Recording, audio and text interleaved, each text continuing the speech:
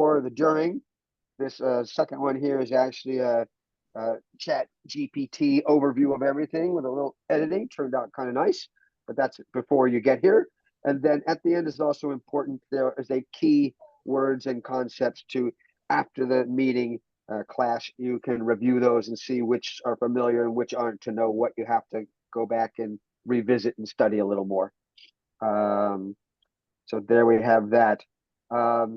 You will notice that this title, Realizing Design Intent in Sketches, does not have the word constraints anywhere in it, because the bigger picture here is to realize your design intent.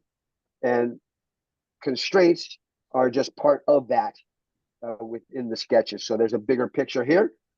Furthermore, I have a bigger title, and it says The 3D CAD Way, Concept Focused Approach. This is important because the point and click you get on the YouTubes only get you so far, right? If you're not in the same situation, or they change the icons or the names, or something changes, you're lost. So we are going to be focused on concept, on understanding. I want to teach you to fish and not just feed you fish. So that's the idea there. A couple of things I have here. Everything I learned, I didn't know before. And importantly, confusion when learning is normal, so embrace it. A lot of people push back when they don't understand. They get all anxious about it, but don't worry. We all know we get that aha moment. We look back on it and it all makes sense. And it's obvious once we've actually put everything together. New concepts, new terms, new actions, etc. So there's all that. There's all the philosophy. So my approach is different in that I'm looking at the concept and the concrete, where the concept is the idea and the concrete is the implementation or the labels we give to things. So if you understand up front the concept, then there's multiple implementations of that idea. But if you just start in the concrete, like a lot of people do, and they start making stuff, sketching and whatever, then they get stuck. It's because they didn't conceptually understand. They're got their nose on the bark and they're hammering, but the solution is to be sawing on another tree, but they can't see it. So this is why I take this approach of concept, understand the relations between the things and not the things themselves in some fashion. And then you get, because there's a range of ways to do something. And you want to have the concept, and then you knowing the tools and whatnot, then you can decide which implementation. So this is a key point of the philosophy of how I'm doing things here. The lesson plan is going to be intentionally simple. So, and it's going to build, but do try not to go, oh, I've already seen that, I know that. I'm trying to get at the underlying connections of things and bring it all together holistically as a system. And then you will be a lot more effective, efficient, and productive. Too many of those YouTubes, they don't give that connection, and you're just doing sort of things, but you don't know how they go together. So another key difference. And I'm keeping it simple because I just want to focus on the essence of things and not clutter it, not complicate it with anything else. And here's the summary. We'll be doing the in-sketch stuff shortly here, but a couple more things to get across. Of course, understanding constraints is critical. And here is, you should have this document or available. This is a really great video supplement that shows each constraint and how they go. So after the class, that will be a good one for you guys to reference. Here's another of my philosophy things. When somebody says, how do I do X, Y, Z? It pretty much always starts with, it depends. What's the best computer I should get, Swami? Well, how much money? What are you going to use it for, etc. That kind of thing, right? So, so we want our design intent to drive, to inform these decisions, right? And so what's critical? The whole center separation for our flange or something like that. These are critical. Then driving and driving is very central, not just in sketches, but in a broader sense. One thing depends on another thing. If I change this one, the other one changes.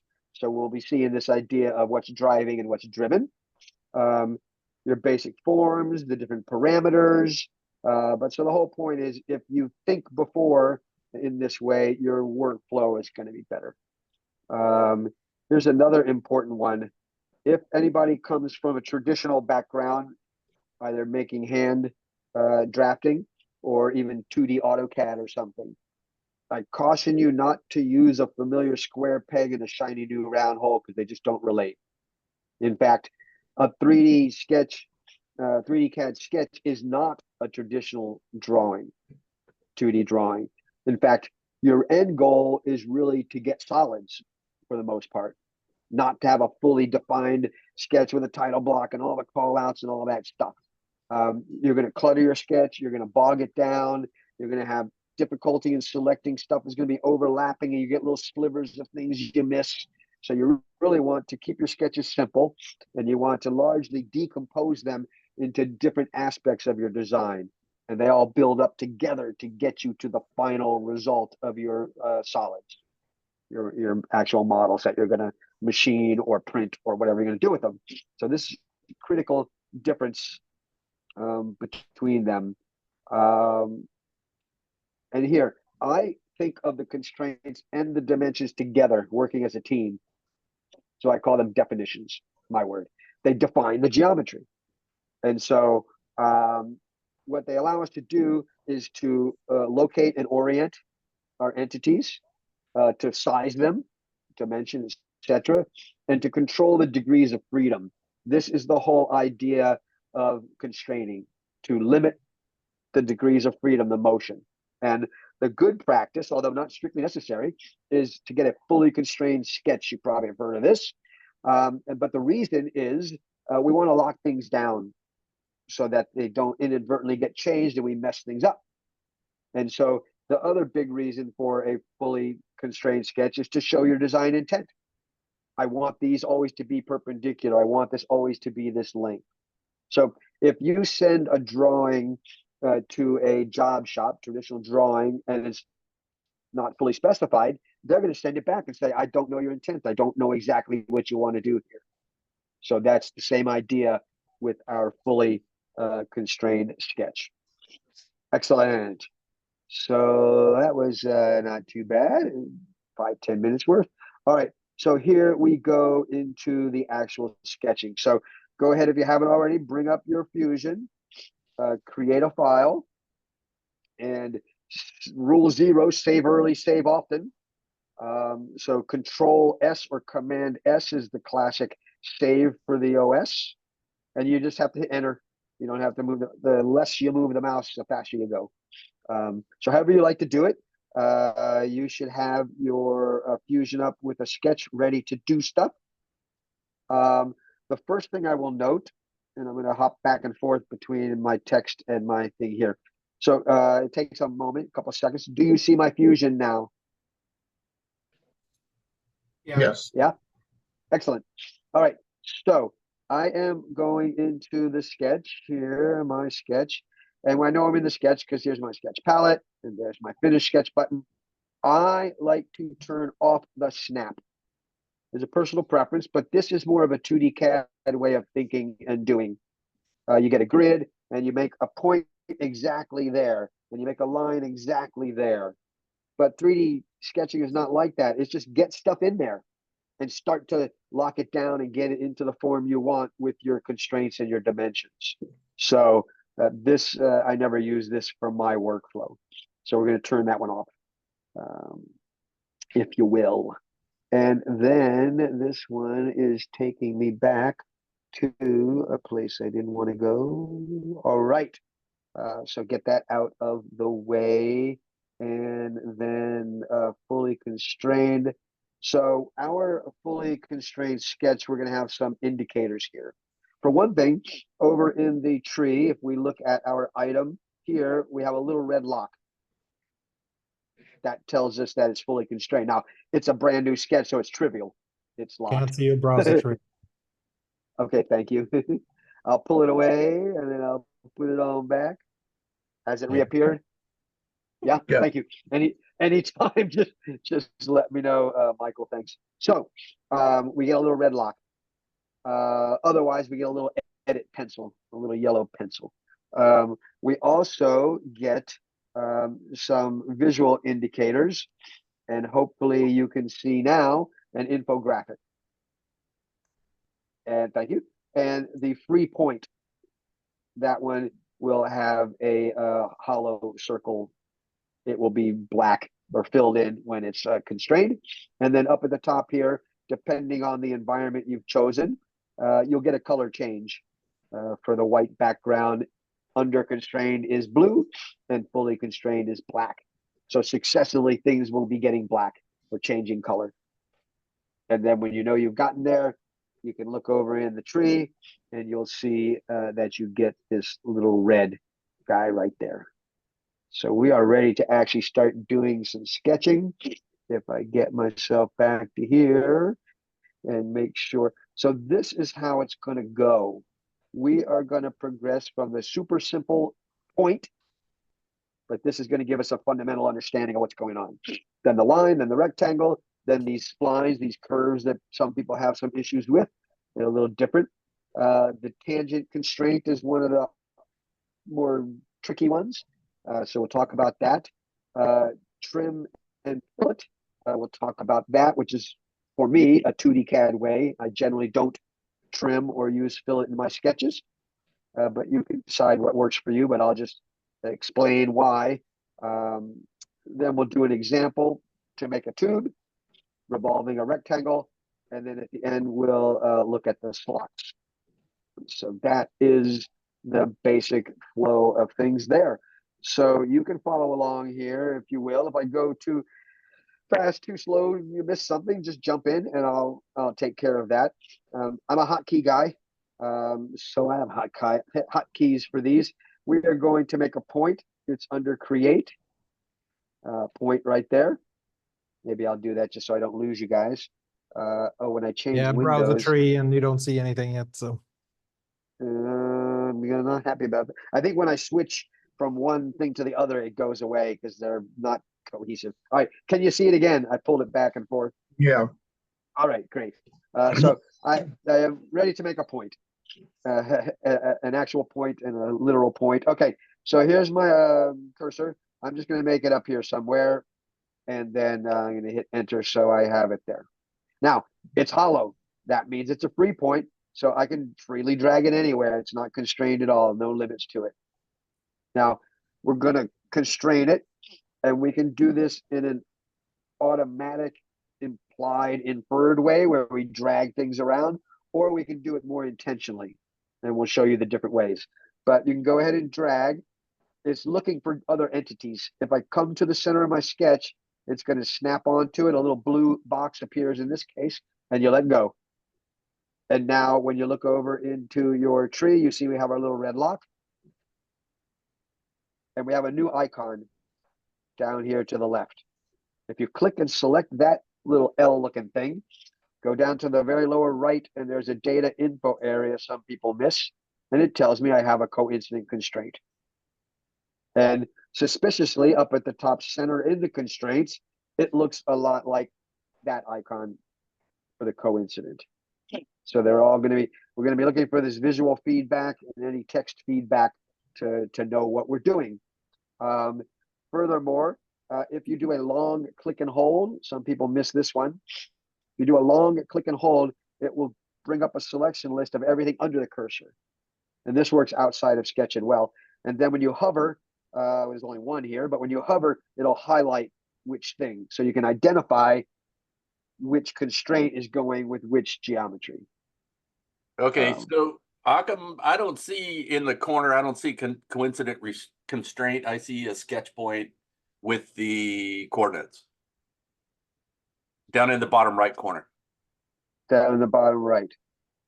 All right. Do you see the coincident constraint? Hey, I do not. Make sure you drag that point. If the point's hollow, it's not there yet. Well, if I click out of it, it shows it as a black dot. Okay. And when you click to select it, at the bottom it says sketch point and it gives XYZ. Yes, and then I see the coincident Okay, good. pipe Excellent. work, whatever those are. Yeah, it's a icon or a glyph, whatever you want to call it. That works. Excellent. So there it Can, is. can I just ask a question? When you clicked on it and it provided the dialogue underneath that actually said that so I've got the coincident constraint at the bottom right hand. Yes, that. What did you do to bring that up? Long click and hold. Just push down your left until the list comes up, like a couple seconds. It's called a long click and hold. Left mouse. Anything under the left mouse. Yeah, I will specify if it's something else. If I just say click, I'm going to mean left. Okay. So if you just click it, you do a long click and hold, and anything under the cursor will show up in that selection list. No. Nope. There might be something funny going on your end. So I was left mouse. Yeah, no, I've got it. Yeah, left mouse. Yeah, Excellent. I was doing right mouse. Yeah, Apologies. that's all right. That'll happen. Your other left.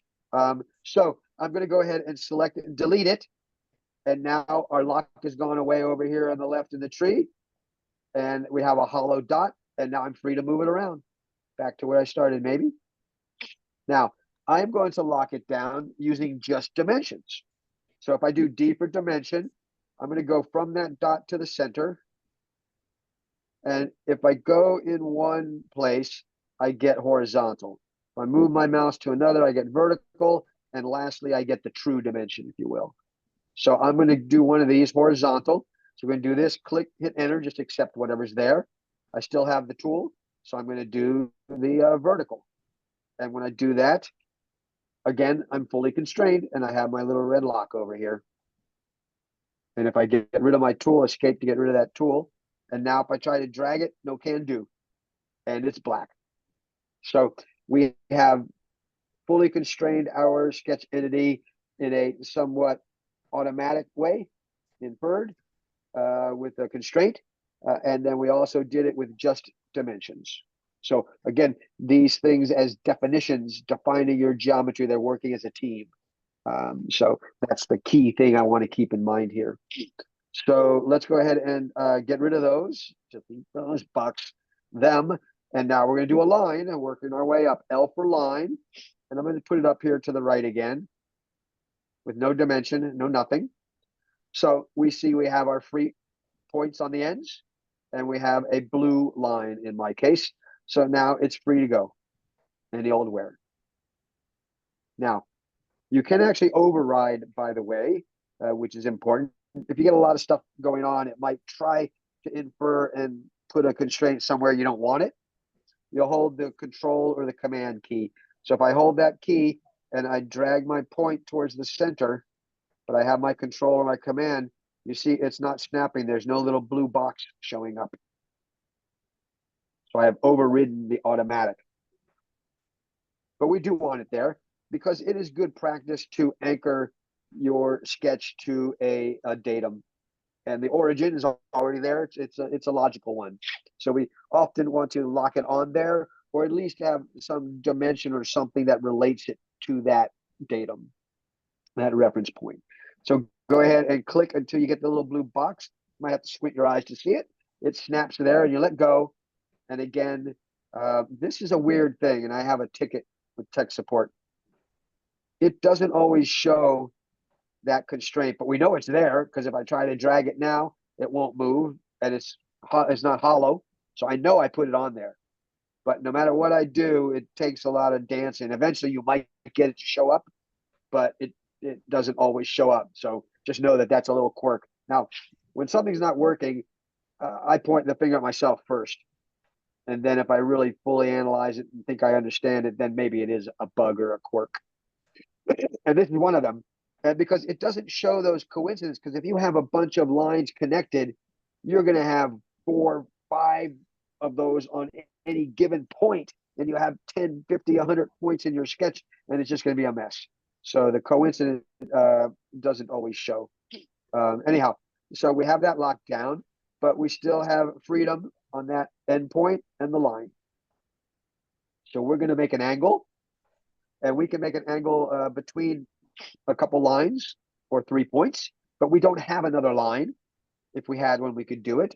When we create the line, just watch this one, L for line here. It's waiting for an angle. If I hit tab, I could give it an angle. and it automatically created this construction line with a horizontal for me. I tend not to do that because I don't want to add anything extra if I already have a piece of geometry that I might reference. So in general, I don't do that. Now, to show something here, we do actually have a line of sorts. We have this red representing the axis and the Y. So if we come over into our tree and we put the visibility of our coordinate system on, they say origin. I don't like that because it's not an origin. Oh, can I move? Uh-oh. How do I do this? Give me a moment. I have my zoom in the way. I need to open that guy up and put him back. And put him back. All right. You should be seeing a red and green and a orange square there. That is the coordinate system. And I am going to make, we are going to make a angle between this X and that line. You have to choose the X first, I have found. So over in the tree, I'm going to click on the X, and down in the lower right, again, it's telling me X axis. Then hit D for dimension. You can pre-select or post-select or in between, it just depends. So it's looking for dimension, and I'm going to hit my blue line and click there and hit enter and just accept whatever it is and hit escape to get rid of my tool. And now when we look over here, we are not fully constrained yet because we need a length on this guy. So D for dimension. I'm going to give it a true length, go off to the correct direction, hit enter to accept the default, escape to get rid of it, my tool. And now I get my red lock, which is the magic we're looking for all the time as we go. All right, so I'm going to hide my coordinate system. I'm done with that guy. You will notice, though, that in purple, it has projected in, if you've ever done projection, it has projected in that axis. And if I hover, I get a little projection icon. That's a constraint of sort. That means that it's linked to the source. I can't change it in here. If I try to click and drag that purple, it's not going to go anywhere. It's projected from outside of the sketch to another sketch or a body. So anyhow, that is another one of our constraints. So now we have it fully constrained. Let's have a play. I am going to, these are all driving. So we're going to get at the driving and the driven. So if I have nothing selected and I right click on this angle, you'll see I can toggle to driven. So go ahead and toggle yourself to driven. And now it's indicated in parentheses. My lock is gone because I'm not fully constrained anymore. And now if I drag my endpoint, it will move. It won't change the size because the dimension is set. But you'll see that the angle is changing as I go. It's being driven. So initially when we make stuff, they're generally driving. We can change them to driven. They can be a nice indicator just to let us know. And you can also use that parameter perhaps in another sketch or in a feature. In the past, you had to do some trigonometry to get that angle and use it as a parameter. So that's a nice recent thing they've done. So that is our driving and our driven. And I think that does all of the stuff we need to know about the line. So unless there's any questions, which is fine, we're going to move on to the rectangle. Sorry, So, I missed that again. So you were changing it from to driven. Driving. From driving to driven. That's driven. right. So what happened to do that? You without anything selected, you hover over with your picker and you right click, and it will toggle it whichever way it has to go. Okay. This is your This is your context. This is your context menu in context, depending on what the situation is, and this is your marking menu there. So that allowed me to switch it. Cool. So that's a critical concept, a core concept in sketches and otherwise. What affects what other thing. And 3D CAD allows us to build in these relationships. That's one of the powers of having constraints and other ways of relating the entities of our geometry. So I'm going to delete that one, and we're going to move on to the rectangle. So I will do R for rectangle. Brings up here. Now over in your palette, sketch palette, notice that the different types are here. You could do them up under the create dropdown, but I find them handy right here. So there's 3 kinds, and we'll look at each one. The default here is a 2 point. So I am going to click, drag up, click, and hit enter, get rid of the tool, and there you have it. I'm going to do each one of these at a time, and then we'll look at them. So the next one is the 3 point. This one can go there and down to an angle. This one I can put it at an angle, like that. This one is restricted up and down, left and right there. Then I do the last one is my center point, which a lot of you probably have seen already and used. It's handy. Click that one and hit enter. So let's take a look at what we have. We have rectangles, but they're different versions. And the rectangle and the version is determined by the constraints that get automatically put on there. So if we look at our first one, we have a vertical there and a vertical, and then horizontals on the other opposing sides. And so if we click a corner, we see we can move it around, but we can't rotate it. We can't tilt it or anything. And when I hover, you do see that there is the constraint coincident between the endpoints of these 2 lines. But they only show when you hover or select, typically. Now, if we move over here, we'll have more of a mathematical definition of a rectangle where we have parallel, the opposite sides are parallel. This looks a little bit like the horizontal vertical, but it's actually parallel. And this parallel is between 2 entities, whereas our horizontal vertical is the one entity relative to the space, if you will. Yep. So then go ahead. Good. It's just my mute button, don't worry. Very well. So the other thing in here is our perpendicular constraint. That's our 90 degrees. And so by virtue of those constraints, the other angles are 90. And in fact, if we make a dimension, do deeper dimension, maybe I'll do this corner up over here, and I'll come out, and a dialog comes up and says, create a driven dimension. I'll say, yeah, create a driven one. So now, hit escape, get rid of that tool. So there is my 90 degrees, and the others will be the same. So it's driven by virtue of the other stuff. Now, I can come down here and get rid of my perpendicular. Go ahead, select it, hit delete on your keyboard.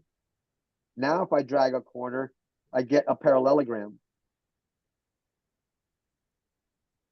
I still have opposite sides parallel, but I'm not enforcing 90 degrees anymore, which gives me my parallelogram. So sometimes I'll start with a rectangle and then slightly change it, get rid of one or more constraints, and then boom, I get my final thing without having to spend more time maybe doing it. So there are ways to work smarter, not harder. Now, one thing I will note, this thing will rotate, but right now it's not doing it because the way things are set up. So what I can do is use the fix. Now, I caution against using the fix too much, but it's this lock here. I'm going to fix this point right there, maybe. I still have my lock, get rid of it. Now, when I click, that point is locked down, is fixed, and I can go around. So fix I often use for a temporary to make my geometry behave in a way when it's not fully constrained. It might not do what I think I want it to do. Now, it turns green counterintuitively. Green in this case means locked.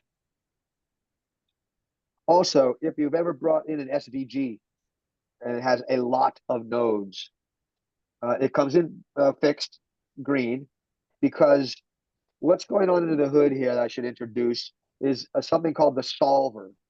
And the solver is what is determining all of these constraints and dimensions to get your geometry. It's a geometric constraint solver. And for every sketch and dimension you put in there in some combo, it's creating equations to realize those things. And you get a system of equations, and you get more and more and more equations. And if you get too many, you overload the solver and you can't interact in a useful way. And this is a limitation versus other CAD. If you bring in an SVG and it has 10,000 nodes, you're not going to get anywhere. So you either have to reduce the node count and hopefully still get an acceptable thing to work with, or you can lock things down and then it's going to be better. So if you bring in an SVG, it comes in locked. You might unlock it and do some stuff, but when you're done, remember to lock everything back. So that you're going to have a good performance. You're not going to have a lag in when you click and drag something, for instance. So when anybody says never do this or always do that, don't believe them, right? Because we know if you know the rule, you know when to break it, or you know those few use cases where it is appropriate, or always fully constrained, right? Sometimes maybe you don't want it fully constrained when you're starting, because you want to have some freedom to move stuff and what if and play with it. So try not to get black and white. Yep. So if I'm in this case, I'm stuck on one of the points on the projection line. How do I get it move the entire geometry off of there? The projection line. What is it purple? A projection line is purple, technically. Correct. Yes. And you brought in the x-axis or something? Yes. Oh, maybe that's it. Yeah, you can hover over it. Oh, yeah. Hover over, and if you find a constraint, like a coincident, you can delete it. Or you can just recreate. If this is the tricky one, if you made your default 2-point rectangle and by habit automatically hooked it to the origin, like I've done right there, that's that tricky one that doesn't always show the constraint and you can't get rid of it. You have to start over or do something different. Because it's like, now my 3-point rectangle has 1 point on the projection line. I don't even know why I have a projection line. I don't know how to turn it off. Well, that could be from a previous, if you have a projection line. I didn't see how you got there, but for the sake of just moving along here, you can just ignore it for the moment. We've actually covered everything we need to cover about this guy. Very well. But speak up anytime, and then I'll decide how to deal with it. So our last one here, quick tip, if you double click a line, you get a chain. That's a quick way to click everything and move it around, for instance. And this happens in outside of the sketch, this idea of a chain. You'll see it in the dialog box for extrude and other things. Anyhow, if we look at this one, we see it has our parallels on opposite sides. It has our 90-degree perpendicular here. It also happens to have a horizontal because the way I did things. If I do like a line, if I do a line and I'm fairly horizontal, I get a little blue icon. It's kind of faint, indicating that it's going to put a horizontal there. If I get close to vertical, I'm going to get the same indicator, but now it's vertical. That's why it's a horizontal / vertical. It decides whichever one you're closer to as to which one it's going to put on there. So in this case, I have that one there. It doesn't have to be there. The important ones are the opposite sides are parallel and this guy is perpendicular. But the extra part is it's a center rectangle, so we want to be able to identify the center. And the way they've done it is 2 diagonal construction lines dashed. And you see now if I hover over it, I get 2 coincident constraints, 1 for each line. So in fact, if I click one and I hold shift to add to my selection, I shift click the other.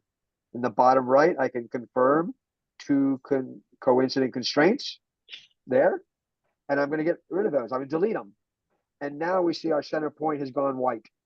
It's gone hollow, which means it's free. So if I click and drag it, it's free to go over there.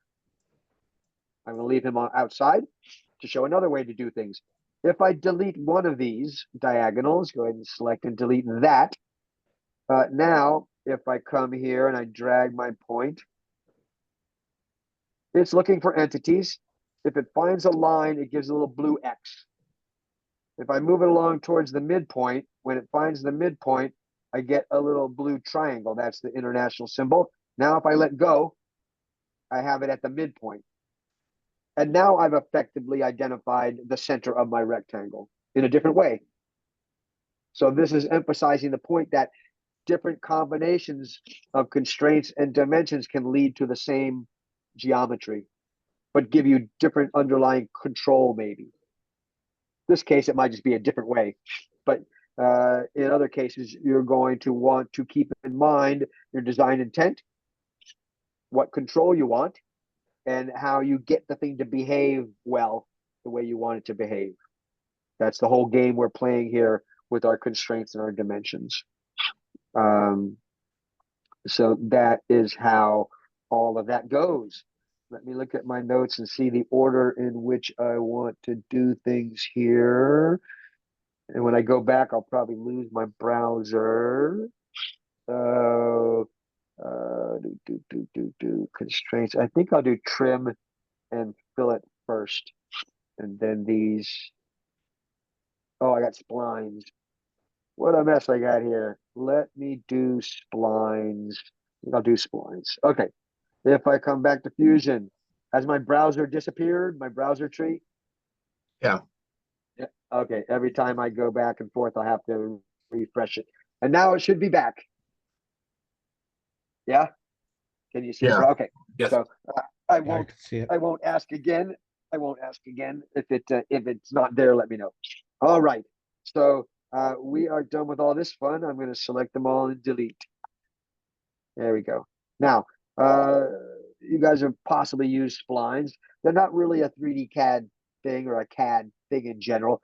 CAD are simply defined lines and circles and arcs and these things. So these get a little trickier because of that. Go ahead and do a create, and you'll see there are two kinds of splines, the fit and the control. We're going to do the fit, and we'll explore these. So over here somewhere, I'm going to make a little TP, little 3 points. You have to hit enter. If you hit escape like you do on other tools, it goes away, you lose it. It's a one oddball. And then I'm going to make the other kind. Down here, spline and control point. And I'm going to do the same 3-point TP looking thing there. Now they're different looking. And let's take a look at what's going on. So this spline here, all the points lie on the curve, and you get these little handles. They enforce a smooth connection called a tangent. So you have a tangency handle, and you can change its angle and its size to change the curve. You can constrain these, dimension these, and you can do it all day long, and it's not worth it, right? Because they're this oddball. You might want to lock one to the origin, or I can take this line and make it horizontal, and I can take this line and make it vertical. So you might want to do a couple things, but it's not worth the effort of doing all of it. Because imagine you've got a point, each point has a line and 2 endpoints. So if you had 5, 10, 20 of those nodes, it'd be a mess. So people go, I can't fully constrain this spline, blah, blah, blah, and they get all anxious about it. Don't worry about it. All right. So over here, let me hit escape. This is different in that only the endpoints do the points lie on the curve. This is controlling. The others are controlling, but this one is controlling. It's kind of like a weight, pulls it closer or away like that. Now there's less going on here. I don't have all the handles and stuff. So this is simpler in some regard. If you're wanting to do something that's changing direction a lot, this one is a good choice, because this one, you're going to get these lines and these points crossing each other in really confusing ways. these create a higher order curve, a better, smoother curve in some fashion. And you may or may not see it depending on your use case. So this is the control frame, and then these are the control points, and they allow you to control the curve. And you can dimension and constrain these as well. But don't get too worried if you can't get them all. They're problematic because they're a little more involved than your other simple geometry shapes. So that is all I'm going to say about splines. But I will ask if you have any questions, because they are a little bit tricky and a lot of people have problems with them. Anyhow, minimize the number of nodes to keep things simple and easy to edit and whatnot. Don't just click around your cookie cutter or something. So I stuck my hand up for the constraint symmetry, not because I was having issues with it, but because I haven't used it.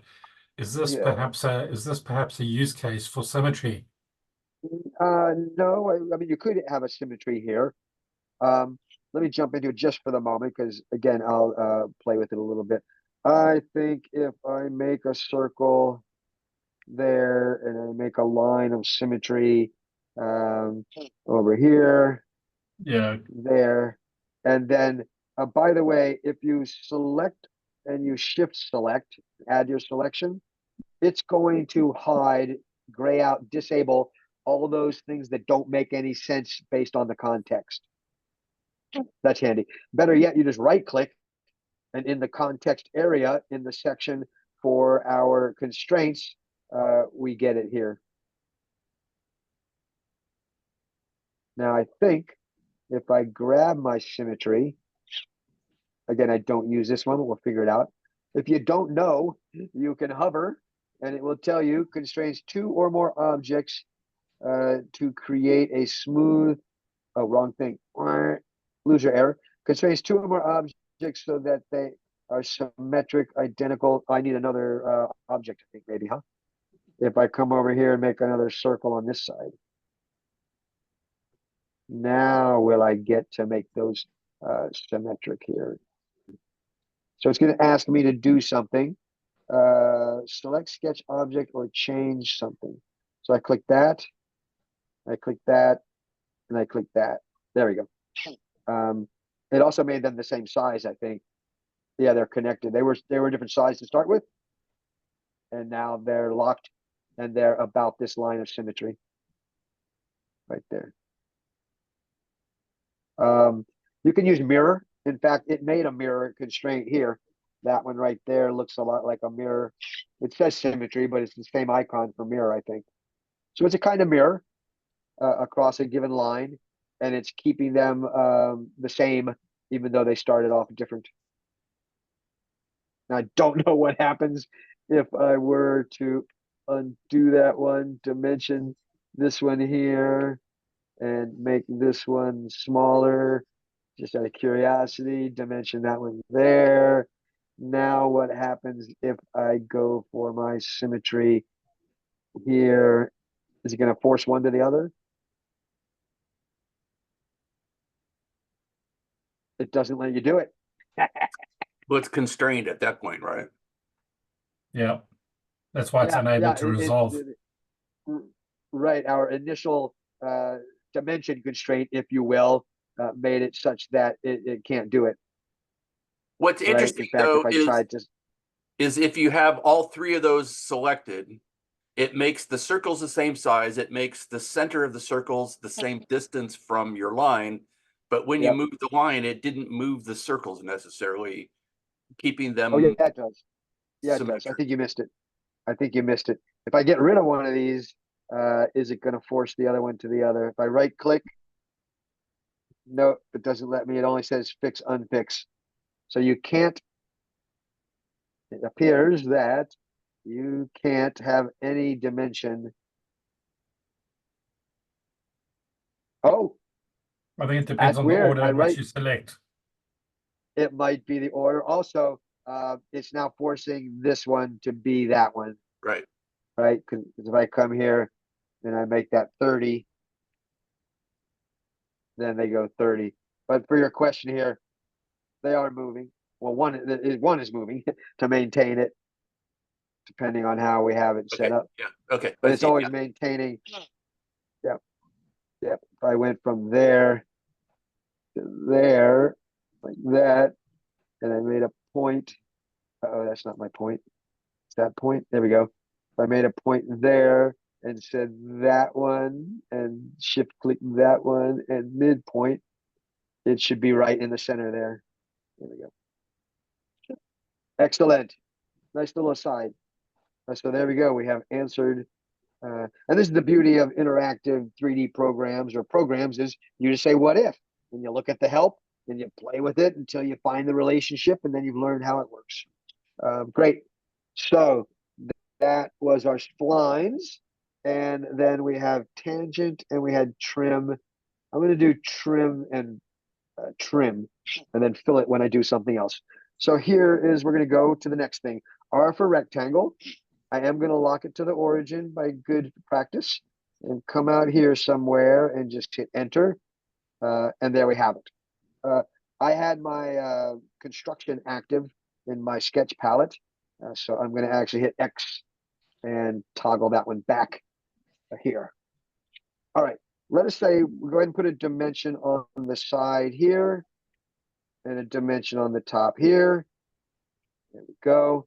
And you can do Alt or Option double click, and that fits everything into the screen. Kind of nice. Alt double click.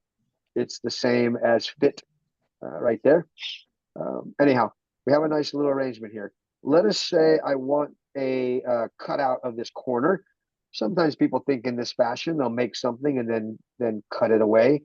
And I'm going to make this one find the midpoint. There it is. Is it there? There it is. There. Enter. All right, we're set up.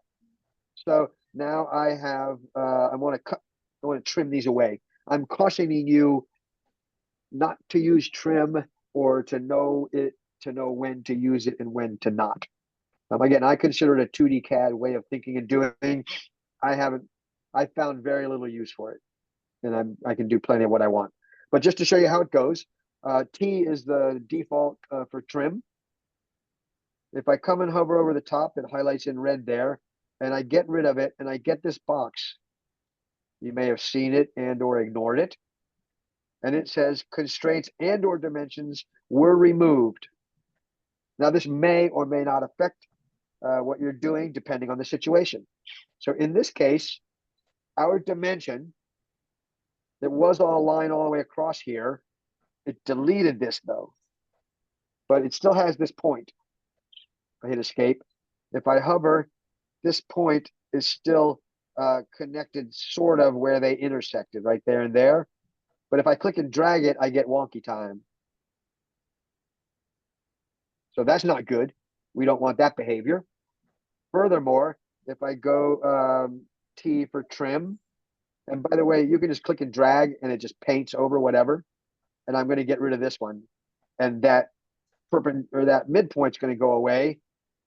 And my dimensions went away. So I've now gotten rid of work I already did, and I don't have the thing I want. So I have to go back in and D for dimension and get from that line to that line maybe, and then from this line to this line maybe there. Now at least I got my dimensions back, but I'm no longer at the midpoint. That thing's free to go. I could make a line in this case and find the midpoint there, come across horizontal there, and then bring those two together there. And now it is going to be at the midpoint. But I've had to do a big dance that I don't want to have to do. So this is the caution. Now, as I said earlier, it's not a never use it thing. There is a good practice. I do the same thing with my rectangle. Here. I'm not going to dimension anything. X to get rid of that for the next time. All right, line from here down to the midpoint here, there. Now, if I just want to extrude this piece, I don't need to trim at all. I just select that profile and I extrude it. I just ignore that chunk. So that's one way around it. But the general good practice, which I mix, and it's not one for me, is apply your constraints before your dimensions. Do this stuff before the dimensions. So if I do T for trim and I drag across these two, it says that you have messed something up maybe, but there wasn't anything there. Well, we did mess up our perpendicular. So we did mess something up in that case, but we didn't mess up our dimensions. So understanding this relationship between the constraints, the dimensions, and when you're using trim, you just have to understand to know when to use trim and not. I mean, you might bring in a graphic from somewhere else and it's messed up, and you have to go around and trim stuff off. That's a perfectly good use case for it. So just keep that in mind. There's generally no absolute always do this or never do that. So that's our trim. People who come from a 2D CAD world, they're perfectly happy doing trim and they get what they want. So I'm not being super strict about my view on this particular rule, if you will. For my workflow, I rarely do trim. All right, I got rid of that one. So this next one is going to be the tangent constraint. And it's a little tricky, and it's fairly compute expensive for the solver. So you can get it in a bind. And when you drag stuff around, it might jump around and do stuff not so controllable. Again, this calculating this constraint of tangent is a little bit crazy.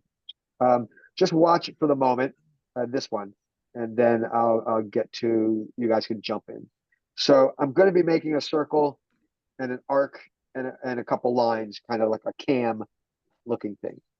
So many ways to do it, but to illustrate the tangents, if I make a circle and I lock it to here, there, go like that, I could make a an arc over here somewhere, like this, like that maybe. And now I could make a line from here to here. This is the slow way, by the way. I'm trying to show you by way of comparison, how not to do it, if you will. There. Did it do it? Yep. And then I can go about making my tangents. Maybe I'll go round robin there to there to there, there to there, and lastly there to there. Boom. Now I have what I'm after. And this is just showing you one way, but not the way you want. By the way, as I think of it, over here, you can selectively hide and show different things like my constraints. So it might get busy in here. There's one reason I don't use mirror in the sketch if I can avoid it. Mirror constraint is going to, if you have a lot of things and you mirror them, you're going to have these things all over the place, cluttering it up. And you don't, when you come back to it, you don't know which was the source that got mirrored and which was the mirrored thing. So when I can, I do my mirroring outside on the bodies or the components or something different. But anyhow, this allows us to change the visibility on things. And if you have a really busy sketch that's slow, you can turn these things off and that will be less computation. You'll get a faster sketch. All right. So that is our Camadoodle looking thing here. I'm going to get rid of those. I'll show you one more way and then you can jump in. So I get rid of those. So if I do L for line, I can get my coincident to show up. If I hold shift, it automatically, oops, gonna do my line first. If I click it and I do shift, now you see it's got the little tangent icon where it's meeting the circle. And now anywhere I move, it stays tangent. So that's good. I'm gonna come over to here. If I do a long click and hold or I click again, I actually get an arc. So my line tool can make arcs. And the tangent one at that. So if I come down to here and I let go, now when I move away, I'm making a line. If I get close to tangent, it binds it and applies it. Or if I get close enough to tangent on here, it's kind of weird because I don't know if I see it. I gotta get closer here. It should find the tangent and snap. There it is, right there. It's a little tricky, but now I got that one to snap. In this case, I only get one of them tangent, which is not a problem because at least I've got that much done. And now it's only one that I have to apply to get to where I was. So this hidden power of the line allows us to make lines and arcs and lines and arcs. And each time it's going to be tangent. The last one is if I delete that, we do have an arc here called tangent arc. And that means the first click is going to be tangent and the second one's going to be whatever it is. And then I would have to go ahead and tangent them again. So smooth, again, tangent in layman's term just means a smooth connection and there's no intersection overlap, if you will. Just one point of intersection, I should say. So that is how that one works. So we're going to go ahead and do that one together from the start. So go ahead and do a C for circle. Click on the origin by good practice. Come out here, click that, hit enter, you're done with the circle. L for line. When we click on the edge, it finds it. We hold the shift key. That makes it tangent. Come out to here. This one's tricky. Sometimes you miss it. I do a long click and hold, and then I glide around, and then I let go. And now I can make my line. And if I get it to just the right place, it will be a tangent. Should be a tangent there. Oh, there it was. Right there. Get my tangent. I can hit enter, or click and enter it. And now I could bring it there and make it tangent. So By the way, so doing the line, you click, you Yep. go the Yep. control key, and that gives you it. No, not the control key. I had it a minute ago. shift. Yep, the shift key. The So shift key will make it So you go tangent. line, select, click it shift, and then shift, shift. and that gives you the tangent. And I had Yep. that, but then how do you go to the arc at the end of that? When you make a line, you just glide on. Yep, You click it again, or I do a long click and hold. a long And click then and when hold. I go, then yep, and then when I long, glide, yeah, long click and hold. I've got that. yeah, you do that or you click it again. But I find better success with the long click and hold. And Yeah. now it's making an arc tangent to the line. And when I let go, I can do it again, or I can just glide and now I get a line. Yeah. But if I get close enough to tangent, it's going to recognize it and apply the tangent for me again. So you can be going around, click, and quickly get your shape where it has lines and arcs. Yep. So that's a good one to have. The thing I was going to note here is I have this guy hanging out in space, and I want him to be tangent here. I could click this one and shift click that one, say tangent. They're tangent, but they're not touching yet.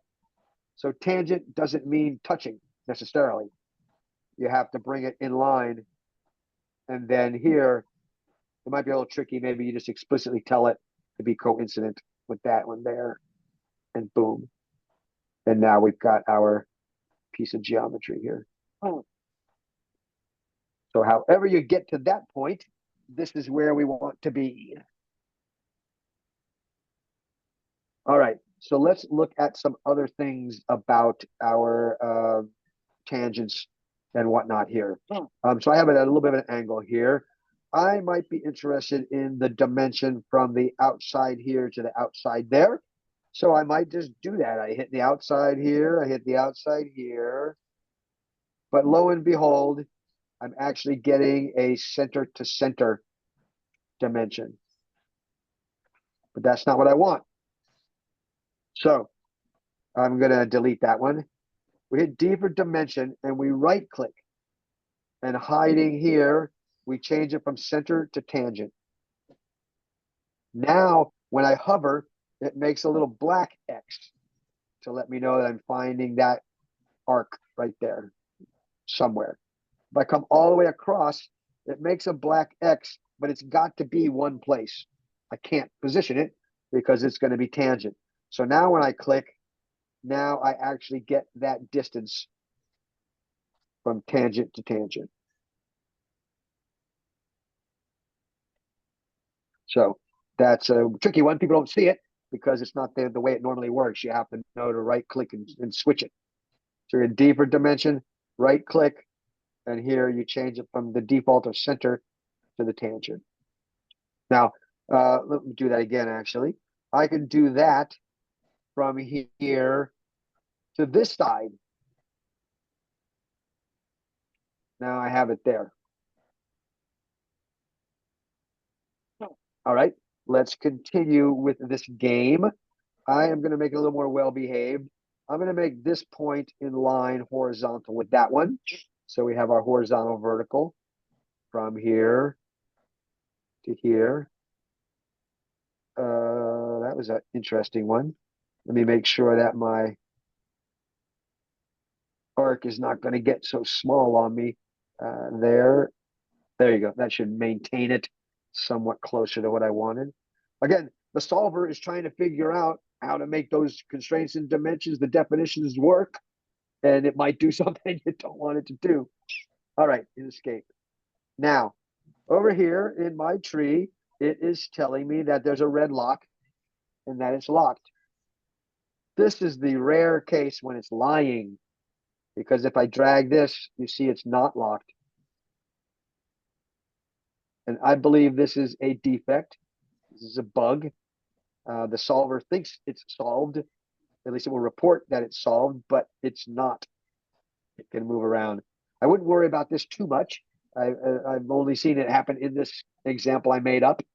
I might have missed it in other times, but it is not fully constrained. So let us say if we give a dimension to this arc, maybe here, it's enter, R radius something. Now can I move it? So one of your tests is just to click and move stuff. And if it moves, you can undo. So now I know that it's telling me it's locked there with the red lock. It's telling me it's locked because all of the black. And in fact, it is locked. So just a little tricky thing to keep in mind. One thing I will note here now is that if I dimension this one here, it's going to be driven. That's okay, do driven. But you'll see that it has a diameter as a circle, and this has a radius as an arc. We might be interested in a different way. So I am going to release this dimension, delete this dimension. And now I should be able to make this one driving. Right click, driving. There we go. It says it's fully constrained without that other dimension I made. This is probably a little more in line with what you might really do. Now, I might want this one to depend on that one. But I want the radius to compare to the radius, not this old diameter. So little notes to a lot of people, you right click on here and just switch it to a radius. And now that value is half of what it was because it's now just the radius. So that's handy. Now, if I edit this one with a double click, I can reference, like double click, hello, 1, 2. How come you're not editing in Escape? Can you edit yours? Yeah, I can edit mine. If you can get it to edit, I don't know why mine, oh, I know. Or do I know? Sometimes it's wonky. If you can get it to edit Too deeper close to the dimension, browser tree, probably. yeah, it shouldn't. It seems to be overlapping on your browser tree. If you look, yeah. It's still, if you move the sketch slightly to the right, maybe.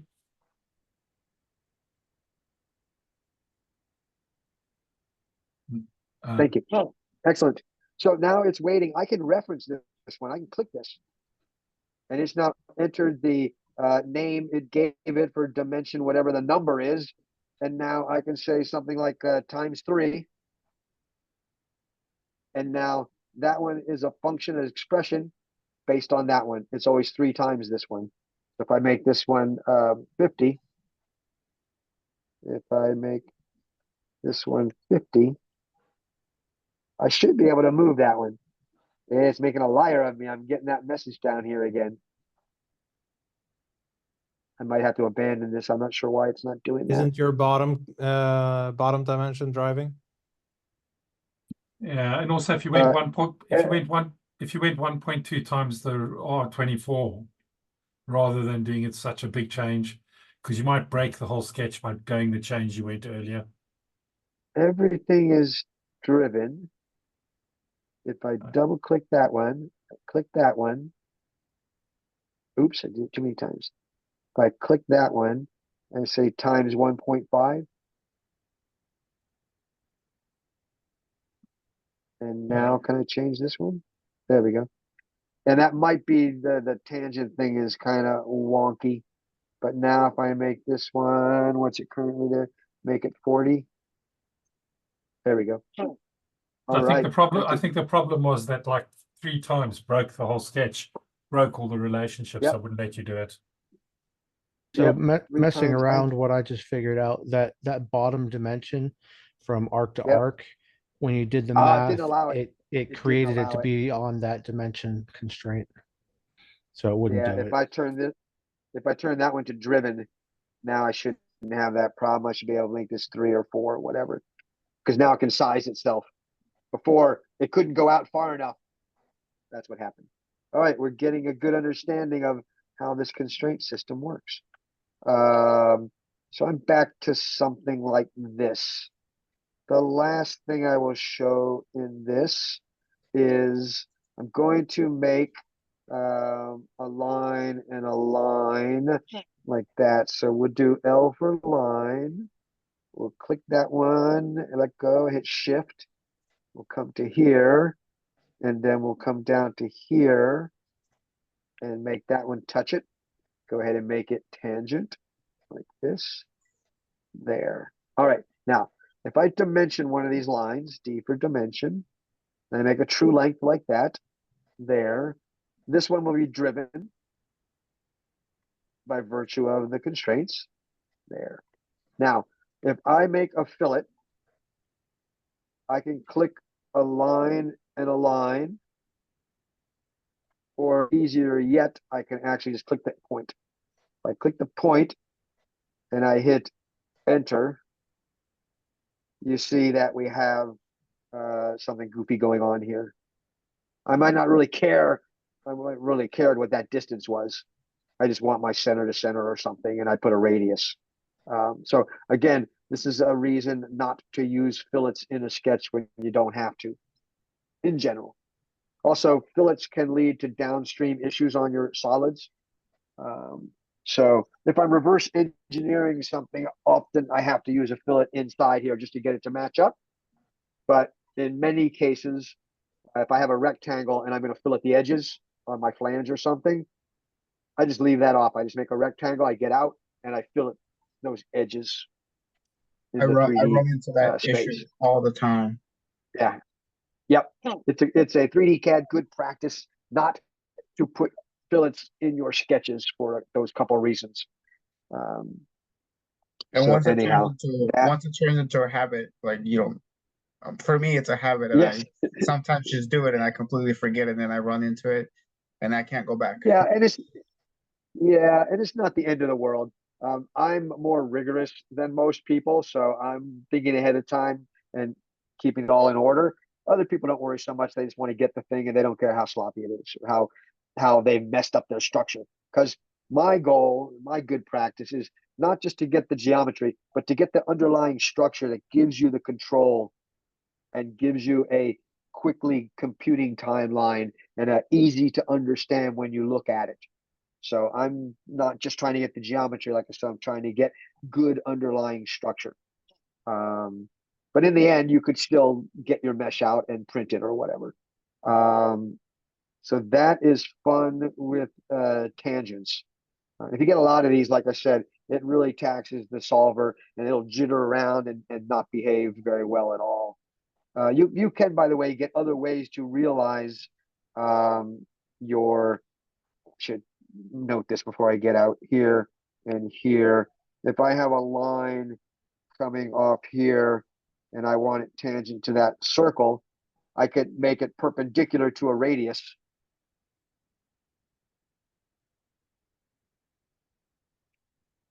Right? If I make those guys perpendicular, now I've effectively made it tangent. So that's a good workaround if you really have to get that tangent relationship in your sketch, but the tangent constraint itself is acting wonky. There are other ways to realize that tangency, like I did right here. Excellent. Moving right along. All right, I'm going to go back and forth and play this little game to get my thing back up here. All right, we got a lot going there. We've got the tube. I think that's the next thing here, is to get our tube. All right, this is good. I'm going to come back here and fix this little goofiness there. All right. We're going to make our tube with a rectangle revolved around a line. So you can follow along in this time. R for rectangle off to the left near the red line. Up and over. Thin, tall like that. Hit enter. Thought I had that taken care of. Let me get this out of the way. So I turned it off. I thought I turned it off. All right, we're back. Okay, so now we have our rectangle. We're going to make our line for our revolution L, but I'm going to make it this fancy center line right there. It has some nice properties. And I'm going to lock it to the origin and bring it up close-ish to the top and hit enter. And it put my horizontal and I got my free end. Okay, so there we go. We're going to revolve this around that to get our tube. Sometimes people will make a circle or a circle in a circle and do it that way. It doesn't show your design intent as well. And if you have multiple, it's much better just to make a side profile that has the little ribs sticking out and just down as you go. And then you get everything in one revolve. So recognize geometry as a revolve is often better than seeing it as an extrude.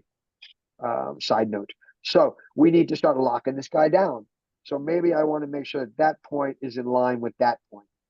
So if I go ahead and make those horizontal vertical, now I see I have black. So I'm starting to get some action here, but I can still drag my width and my height, if you will. So let's lock those down. Maybe I'll make my thickness here, and I'll make my height here. And now is the reason I chose this one. I might be interested in the inner diameter of my tube that I'm about to make. I could dimension the radius, say the diameter divided by 2, but my design intent is really thinking about diameter. So because I chose this special line, when I dimension from it to here, I get the full length dimension. Even though there's nothing over here to the right, I'm getting the full length diameter. That is the thing I'm really interested in. So there it is. Now, I got all black. That's all black. But I don't have a red lock. Who knows why I don't have a red lock? What do I do? And do I need to do it? It's not fully constrained, I can tell you that. Why not? And how would we fix it? And does it matter in this case? The answer is no, doesn't matter in this case. But what is the problem? Look around. You know how to identify things. You know how to think about it. You can scratch your head if you have to. But just the distance of the square from the construction line, the rectangle from the construction line in the middle. No, that is measured, that is set. That's 96. Yeah, okay. Yeah, that's what that is. That is. What was the question again? Why is it not fully constrained? Here's a hint. Remember back when we looked at this infographic? The Give you center another line is not defined. There you go. This guy has a free point and he's good to go. Now, how would I fully constrain it if I wanted to? Several ways. Well, you can make it the same dimension as your height of your cylinder. That's right. You could do that. There might Would be it- a little, Well, You could that fix, becomes the driven, right? So that would make sense if you don't need it to be any other dimension. or you'd fix the top point Yeah. yes. where your cursor could- is, just hit fix. Yeah, that one there, you can make those horizontal, Yeah. right? Now I have my lock. And a couple other possible ways. But the point Browser is, tree is gone. oh, thank you. The point is, oh, because I went to my infographic. Thank you. Yes. Now I know the condition and the fix. So in this case, the reason for fully constraining is so if you mess anything up, it doesn't mess with your design intent. And all we really need is a line vertical to the side of our rectangle. It doesn't matter the height of it, the size of it. I can mess with this and I don't mess with my design intent. So again, this black and white thinking of always do this or never do that. If you understand a little deeper conceptually what's happening, you can realize and do your actions accordingly and be better at what you're doing. Hopefully, that's the idea here. So I can leave it like that for the sake of argument. So if we finish our sketch and we do our revolve, and we do our revolve, not our sweep, look at that. It automatically identified the profile because it's the only one there. Now for the axis, it had several choices, right? Each line of the rectangle could be an axis. But because we use the fancy center line, it chose that one first. Okay. Because if I delete it and I choose this one, now I get a disk.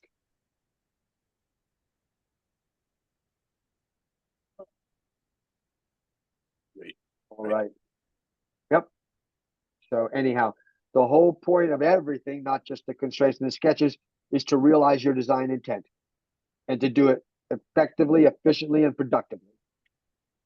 Get the underlying structure for the control and the speed and the understandability based on your design intent, the critical aspects, what's driving what, and those things we talked about. So the takeaway from this whole class is to think differently, to think holistically, to understand the system.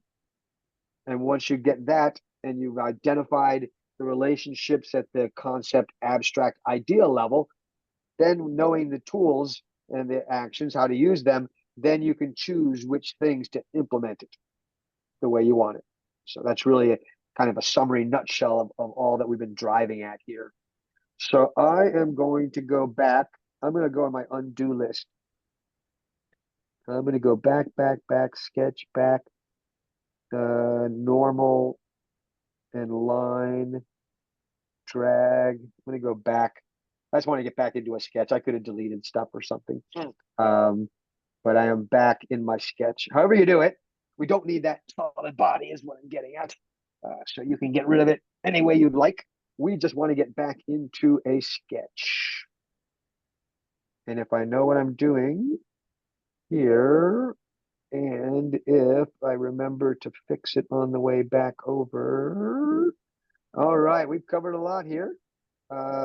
Building up in our understanding and our complexity.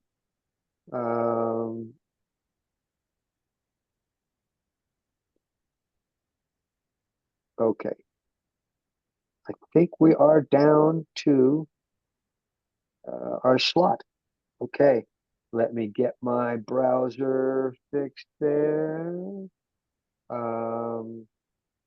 one last thing before I get out of here, just so this is free. Now, sometimes you can't see exactly what's going on. There is a hidden, you can, in your Windows, you can go under File. Under Mac, you go under View, but File, View, or View, you can show the text commands. And there is a command line like AutoCAD or something. It's for developers. It's not really for your workflow, but it does have a handy command.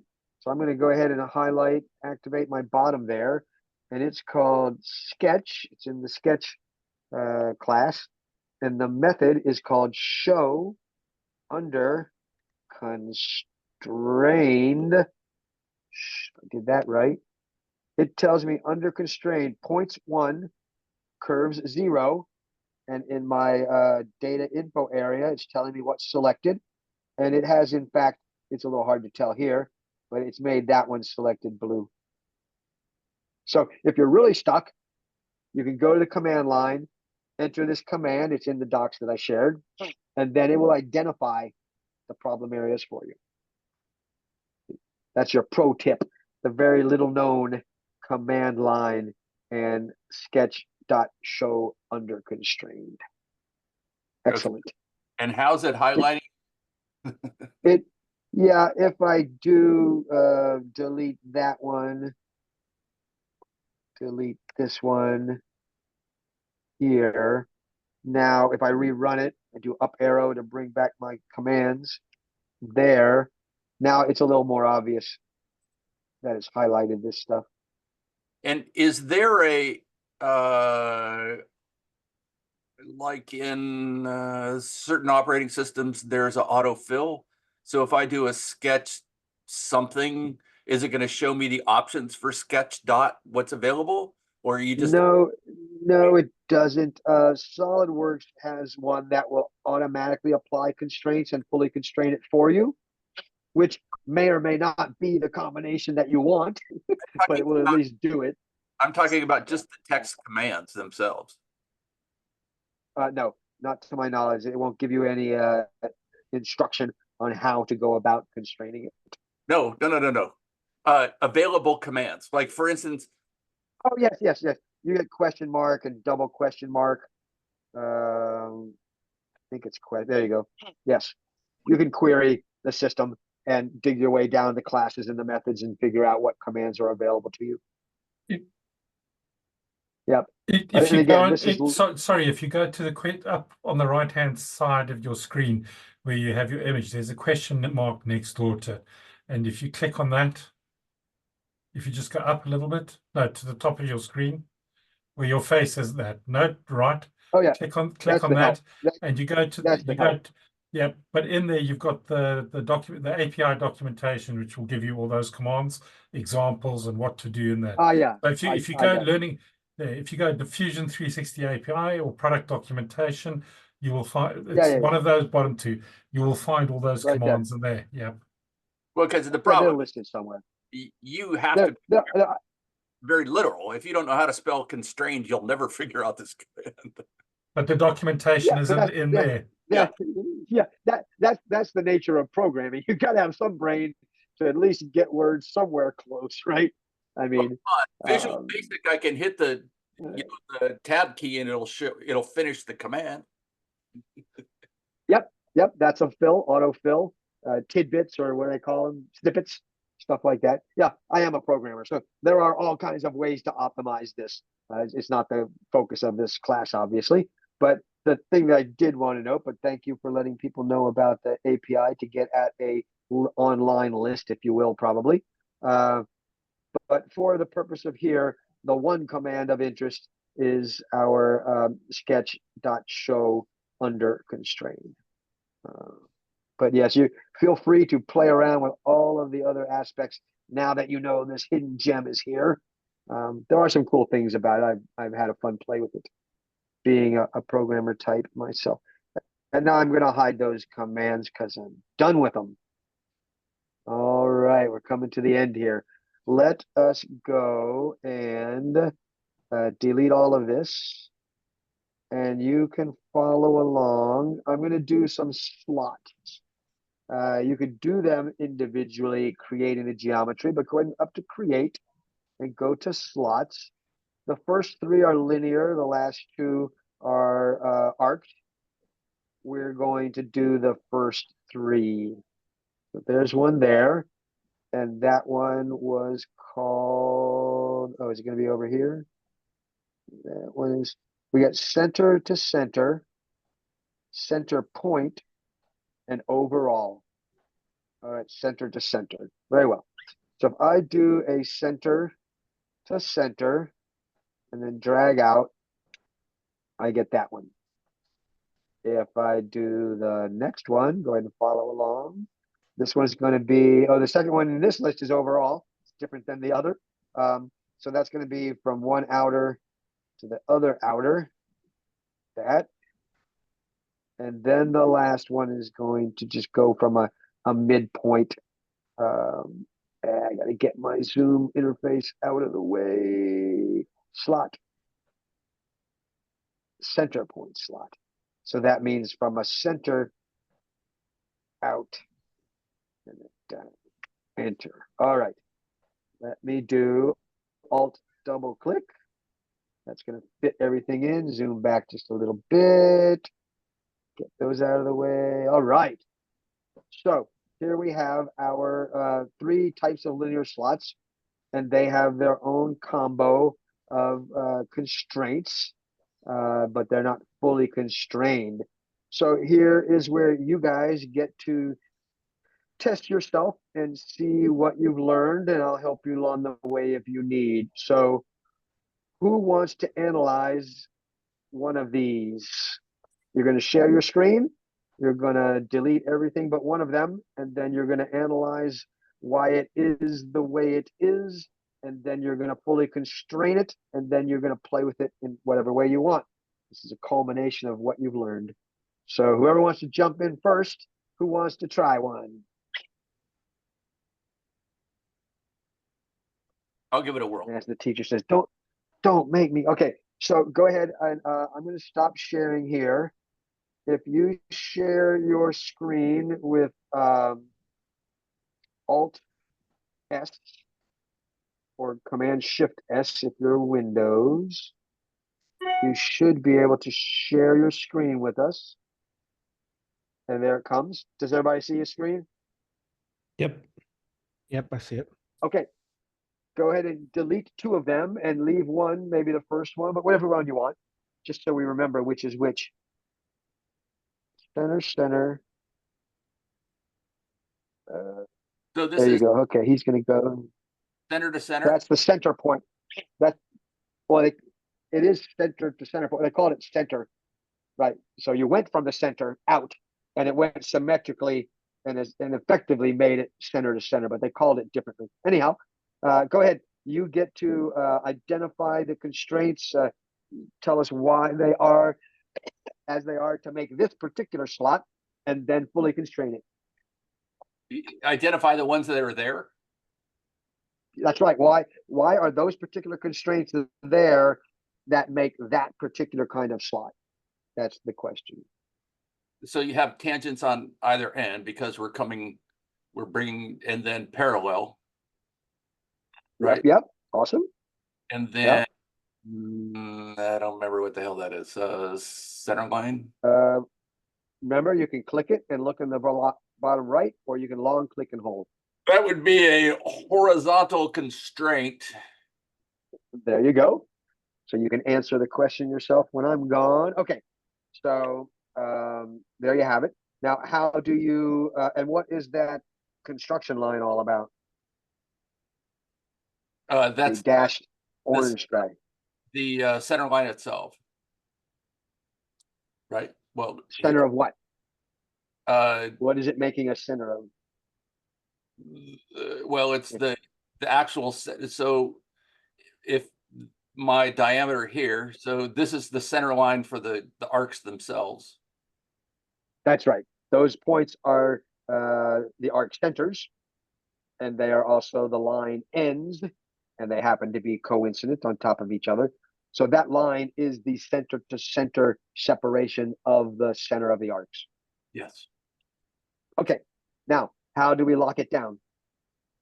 So I would imagine one way is right there. That's a start. I like that. That's a logical one. Yep. And then All right. here, lock the slot width. I like that. You could have also done the radius, but this makes more sense. You're not interested in the radius. You're interested in the slot width. So that's good. And It's then, still got a pencil. okay, just say, what'd you What say? was, it still has the pencil, so it's not fully locked and it's not black. Remember, one of our guiding principles was to reference the origin. That's a good practice. I don't remember how to do that. So you could dimension it or constrain it relative to the origin. This origin here? That is the origin. That's the only origin in our sketch. Yep. Where our X and Y cross each other. That is the 0, 0 origin point. Yep. And would I constrain it to say this center point or the arc center? Try it. It doesn't That's do the it. beauty of this. Try it again. You just misclicked something. Okay. It should do it.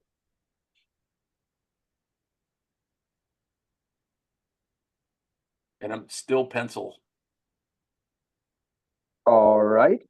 So click and drag stuff and figure out what's not locked down.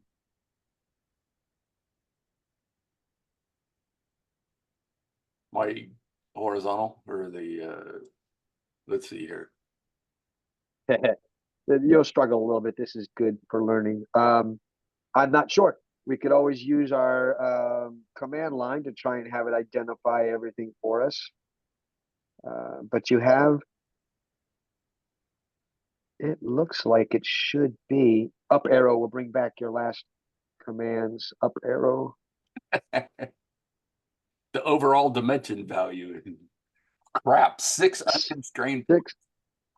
6 points and 5 lines all the way around and the center line, and 1, 2, 3, 4, 5, 6, all those points.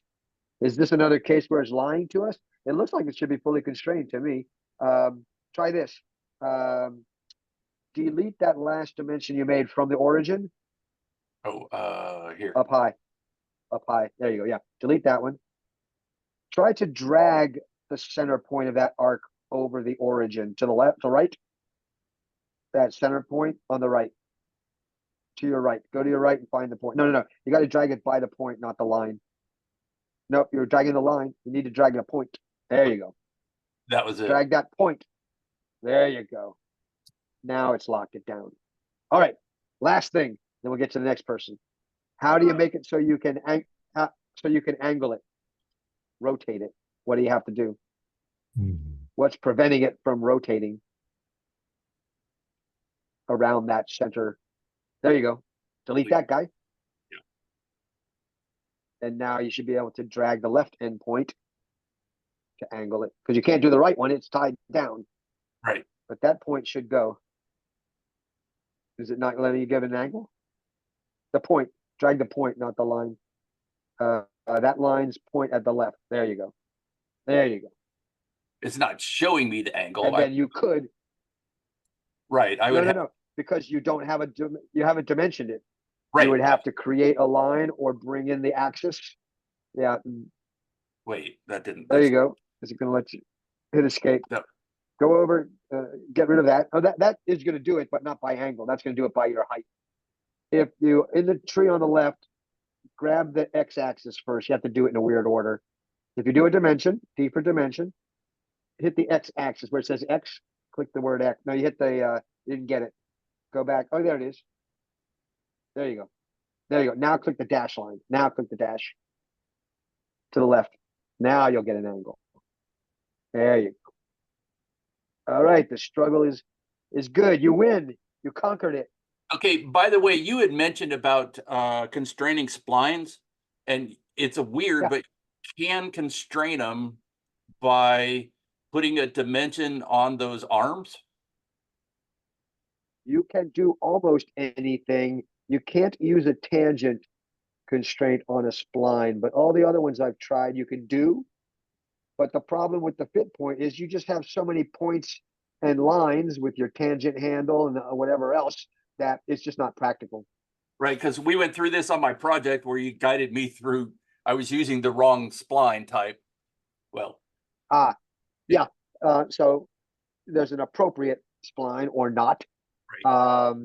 And you can make a tangent between the frame on the control point where the points don't touch, and you get that dash construction line with the control points.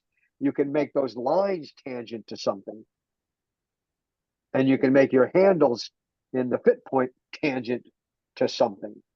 But you can't make something tangent to the curve along the curve anywhere. That's the odd behavior of it. by dimensioning the handles, I was able to get the whole thing fully constrained, but which is maybe the stupid way to do it. But anyway, all right. No, if you only have a few, it doesn't take much, and you get your design intent, and you've made it manageable, and it's a good practice. If you have 10, 20, 50 nodes, and each node has a line and 2 endpoints, plus the nodes, yeah, then it's going to be impractical in that case. Yeah. So if it's simple enough, then maybe you can do it. If it's got too much going on, then it's not worth your effort. All right, who wants to try one of the other ones? There we go. Step right up. Alt R or Alt S, I should say, or Shift Command S if you're Mac. That should let anybody share their screen. Whoever shares first, you're the next victim. No takers? Again, I'll guide you through it, so don't worry if you stumble a bit. That's normal. Like I said, confusion is part of learning. So embrace it. Don't push back on it. All right, I don't want to have to pick somebody. Who's going to do one of the ones right there? Christian, did I hear you say maybe you're going to give it a go? He's muted. I am muted. No, he was. Oh, I was sorry, I was you- taking a phone call, but I gotta open it because I that's- had it open on my PC, so I would have to open it here. All right. If anybody else is ready ahead of him, that's all right. Go ahead and get yourself in position because there's 3 of these, and I want people. There we go. And which one is this? There we go. This is Adam. Adam. And Adam, we which go. particular slot is this? This is the end to end. Overall, yes. Overall, end to end. Yep. But those labels both point to the same concept, right? So that's the same concrete concept idea I push. Okay, so go ahead and tell the class why things are the way they are to make the overall slide. So we've got your 4 tangents to connect your curves to your straight lines. You've got your 2 Yep. parallel constraints to keep your 2 edges of the slots parallel with each other. This is using your midpoint for the midpoint of these 2 points to join with the edges of the curves. Yep. And That's your overall line. Your overall. And then in the Yep. middle, you've got your horizontal constraint to keep it flat horizontally. Right, if you wanted it that way. All right. Yeah. So how do you fully constrain it? For this one, I would dimension the ends. And then I would Well, dimension. You could dimension just the line, which is probably easier, right? Yeah. Yeah. Okay. That's all right. And then dimension the overall width of the slot. Yeah. From there, we need to lock it to the center point, and now we're fully constrained. Awesome. All right. Now, what if we wanted it to look more like a cam and not be a slot, more like the thing we made earlier? What do you have to do? Cam? We want to flare it out. Yeah, remember, well, like a cam shaft or Hello. push rod. So remember we made the one with the circle and then the arc on the end. So it looked a lot like a slot, but it had angles. Oh, to the yeah, yeah, yeah. sides. We did it. Yeah, how might you make that one look like that? We could get rid of those, and then I guess we I could believe probably, so. let me do this. Dimension the radius, Give it a shot. and then Excellent. yeah, dimension the other radius, All right, and that'll and, constrain you. look at that. You're a winner. Chicken dinner. You have done a fine job. Excellent. All right, Christian, are you at a place where you're going to be able to do? Yeah. All right, go ahead. Alt S or Shift Command S, whichever OS you have. It takes a moment. It should come up. Everybody should see it. I'm liking it. So the last one to do, go to your slot if you haven't already got it in there under Create. And the slot is lower. No, that's your rectangle. Down further, halfway slot. There it is. So which one have we not done? Center Is this the point. one we haven't done? Okay. I thought we did center point. Why am I thinking? Okay, Stop for a minute. I didn't do the shape, so I didn't see how you guys did the shape. We did center. I So did. which one? He did overall, and Yeah. now center point. So do center to center. No, That's that's the what. one that hasn't been done.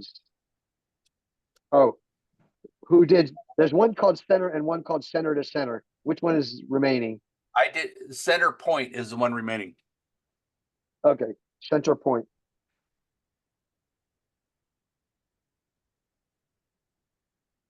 No, center point is the one remaining.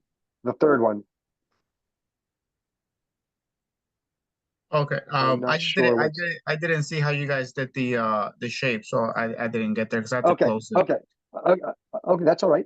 Go ahead, go to create, and we're doing the center point one. Go to create slot, and it's going to be center point. All right, now it's going to tell you, go ahead and click. Wait a minute, it's telling you select center. So go ahead and click and select a center. And now it says select second point. So move it and get a second point. And click. And then it should be asking you to do the point on slot. So go ahead, and this is giving the width. And click there. Boom, you did it. So you have made a center point slot.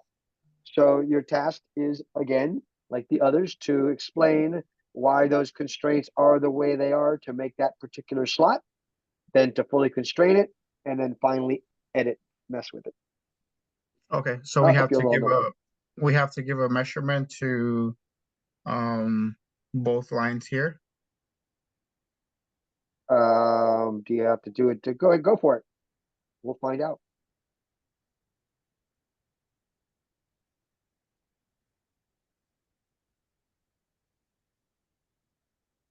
There you go.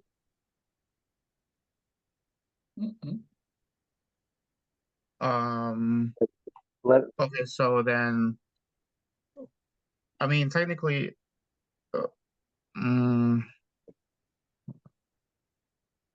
not. So you have a center to center length, so that's good. You have the radius, which is effectively the width of it as well, but that's another way to do it. What else? Bring your attention back to one of our good practices is to reference the origin of our sketch. Somehow connect our shape to the origin, our fixed datum. By putting it to the origin That's here. good. Yeah, that's one. Look at that. Bam, you did it. The red lock has appeared. All right. So the last thing is, So all we're doing is, sorry, all we're doing is giving it like a dimension, and like, for example, we gave it 200 here and a radius of 25, and then put it to the origin, and that locks it in place. Right. That's right. All you had to do additionally was add 2 dimensions and one constraint automatically by dragging the 1 point over the origin point, and bam, you got it. Excellent. Now, what if you wanted to rotate this thing about the origin because it's locked to the origin? How do you make it so you can rotate it? What's preventing it from rotating? That's another way to ask it. Which constraint is preventing it from? This one? No, these two are fixed here. So I'll ask it one more time. Listen carefully. Which constraint is preventing it from rotating? There's only so many constraints there, and you know what you've already called out what most of them do. So, Oh, sorry.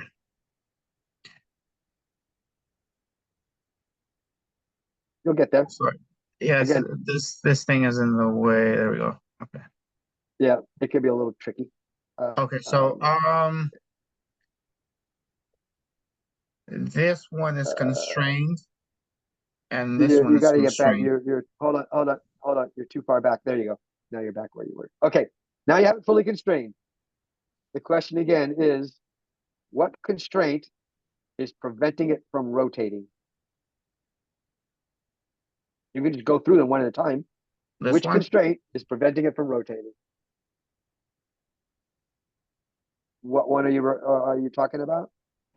This one here? What is it? What's the name of it? That I would not know. How do we find out? We talked about it earlier. Oh, the sketch point X? Okay, that's not a constraint. That's a entity of the line. The constraints are all those icons you see. The tangent That's a constraint? do it.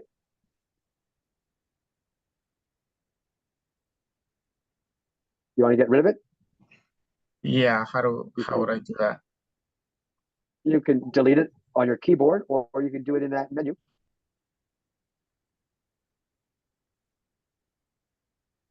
We are losing something in your sketch display. There you go. It's back. All right. Now it's not fully constrained, so you click and drag stuff. No. Nope, that's not what you want. So go ahead and get yourself back. Undo again till you get your thing back. Okay.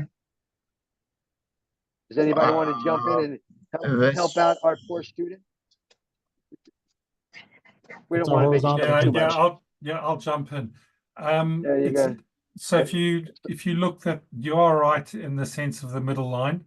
However, that middle line is fixed in terms of being parallel, I think, or in line with the red axis. Yep. Which constraint is holding it in line with the horizontal axes? This one here? That's your midpoint. That's a point. So that line, the construction line that goes through the middle of it? Yeah. There's a constraint. Move to your left. What is that constraint? Yeah, that's it. If you click on the constraint, you want a moment. If you look at the bottom right now, click on that. What's the constraint? Horizontal constraint. So if you take the horizontal constraint off that line, what will that shape do?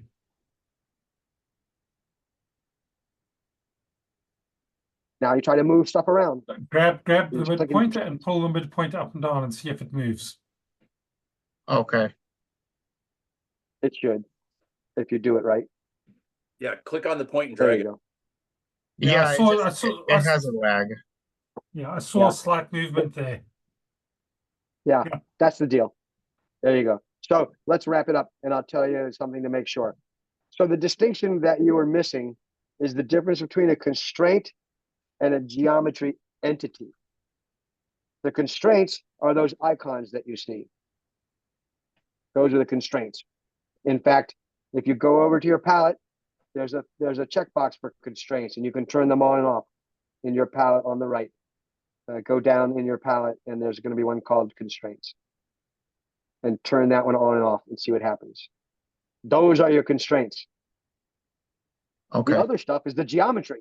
So you had a mismatch in your understanding of the terminology, which we're correcting now. When they said, look at that constraint, click on that constraint, you were actually clicking on geometry and not a constraint. Okay. Anyhow, that's the distinction you want to make. All right.